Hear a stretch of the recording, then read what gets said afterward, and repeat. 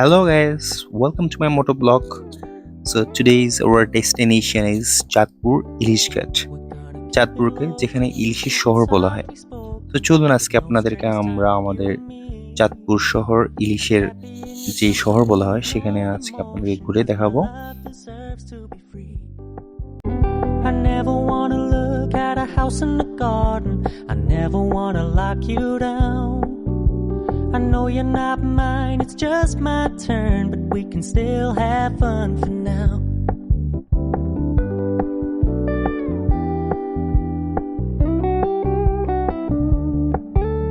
You told me you don't really do commitment, trust me. Consider your message received.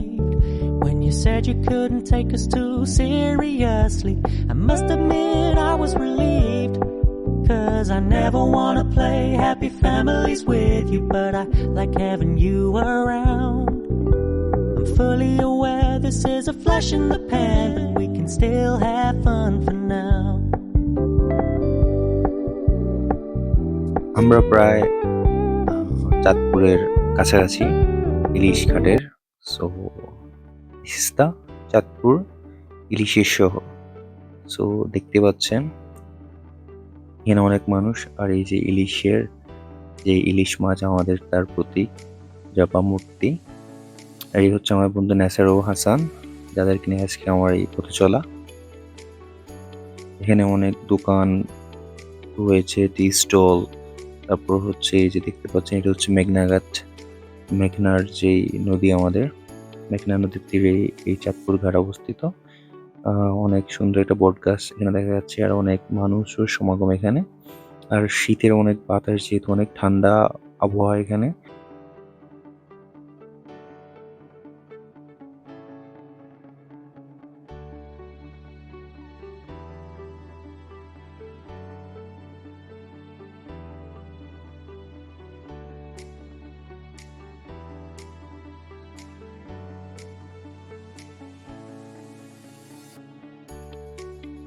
চলুন এবার আপনাদেরকে নিয়ে যাব মাছের আড়তে, যেখানে ইলিশ মাছ দরদাম করা হয়।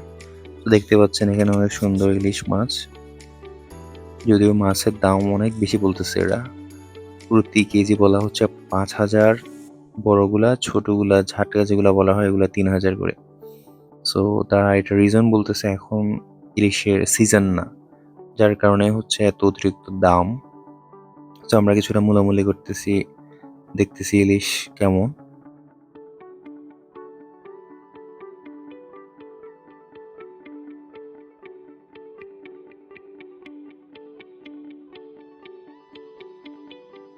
মাছের বাজারের যে অবস্থা, মনে হয় আজকে ইলিশ মাছ কেনা হবে। আর এই যে দেখুন, এই লোকটাই আমাদেরকে বলতেছে ওই মাছ দুইটা, যেটা এটার কেজি হচ্ছে 5,000 টাকা,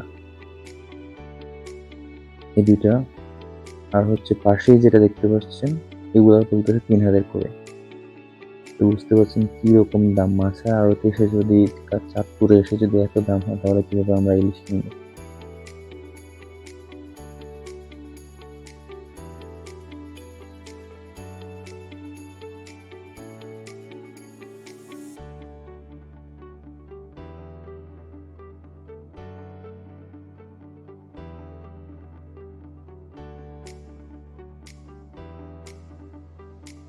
আর এখানেই হচ্ছে সবচেয়ে মজার যে দৃশ্য, যে মাছের বাজারে মাছের নিলাম তোলা হচ্ছে। সেই লোকটি মাছের নিলাম তুলতেছে।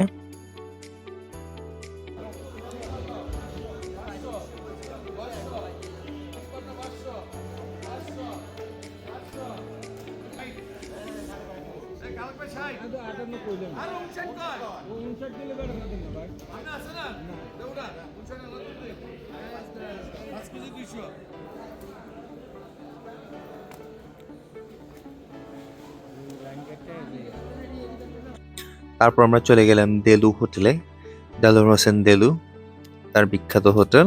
এখানে ইলিশ, মুরগি, কাবাব অনেক কিছু পাওয়া যায়। তো সকাল সকাল আমরাই ছিলাম, যেহেতু আমরা 10টা, 10:30টায় পৌঁছে গেছি। সো 12টার দিকে আমরা খেতে চলে এসেছি। তেমন লোকজন নেই, কারণ 12টার পরে মূলত বাজারটা জমে ওঠে। তো এখানে আমরা ওনার মাছের ডিশগুলো দেখতেছি, কি কি আইটেম আছে ওনার কাছে। তো এখানে দরদাম করে অলরেডি মাছগুলো আমরা নিচ্ছি, কি কি খাবো আমরা, উনি দেখাচ্ছে আমাদেরকে। তো এখানে আমরা পেয়েছি লাস্টে একটা ইলিশ আর 250 করে ছোটগুলা। তো আমরা তিনজনে তিনটা অর্ডার করলাম, সাথে আলুর ভর্তা, অন্যান্য ভর্তা এবং ডাল ভাত খেতে বসলাম। এই যে আমাদের খাওয়াগুলো চলে এসেছে, দেখতে পাচ্ছেন, সুস্বাদু দেখতে। তারপর আমরা খাওয়া শুরু করে দিলাম।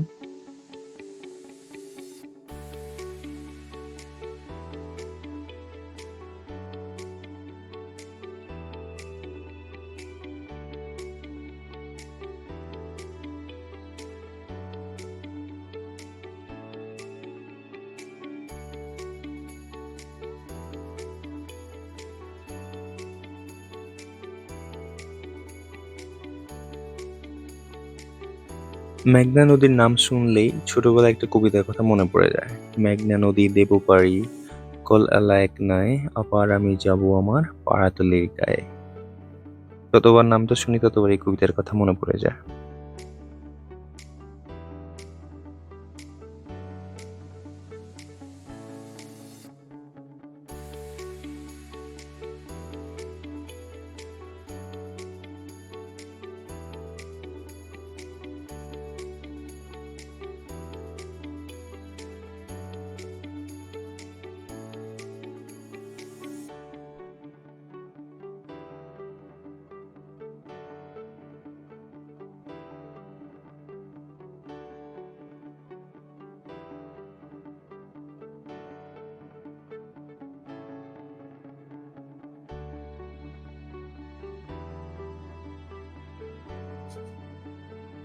তারপর আমরা হাঁটতেছি হাঁটতেছি, হঠাৎ আবার ক্ষুধা লেগে গেল। সো এই মামাটার কাছ থেকে আমরা আনারস নিলাম, তারপর আনারস খেলাম। তো এখানে তার আনারস কিভাবে বানাচ্ছে সেটা আমরা দেখতেছি। তো দরদাম করে আমরা একটা আনারস নিই, তারপর হচ্ছে উনি আমাদেরকে আনারসটা দিল। আনারস খাওয়া শেষে এবার আমরা চলে যাব আমাদের বাড়ির উদ্দেশ্যে, আমাদের নিজের শহরে। সো এটাই ছিল আজকে আমাদের চাঁদপুর ইলিশের বাজার ঘুরে ফিরে দেখা এবং এখানে ইলিশ খাওয়া। সো দেখা হবে অন্য কোথাও, অন্য কোনো ব্লগে। সবাই ভালো থাকবেন। আল্লাহ হাফেজ।